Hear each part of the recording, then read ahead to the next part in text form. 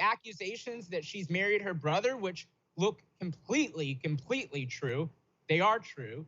When Omar gets in front of the Council on American and Islamic Relations National Conference out in California and makes political ideology comments based from political Islam instead of from the Muslim religion.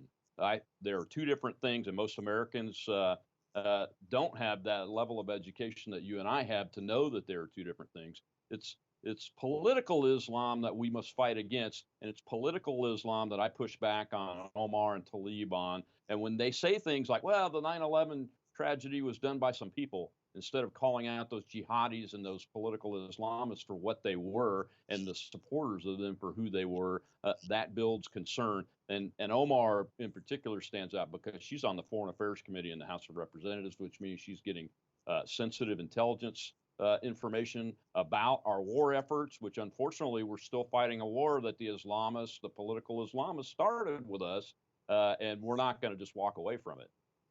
So tell us a little bit about what you're doing to counteract the issues with especially those two, if not those three.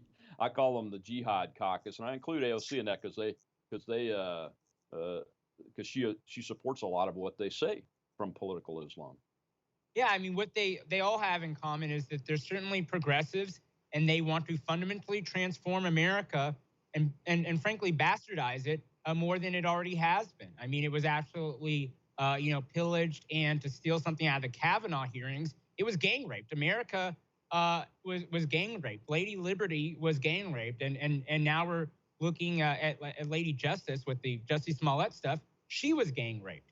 And I don't think that that's an exaggeration. We are fighting a system in which there are no absolutes. Everything is relative. It's postmodernism run amok. And now with progressivism, they're accelerating us to the point where they're attempting to gaslight us to make us the bigots, but we're not the bigots. You and I happen to be, men of our Christian faith.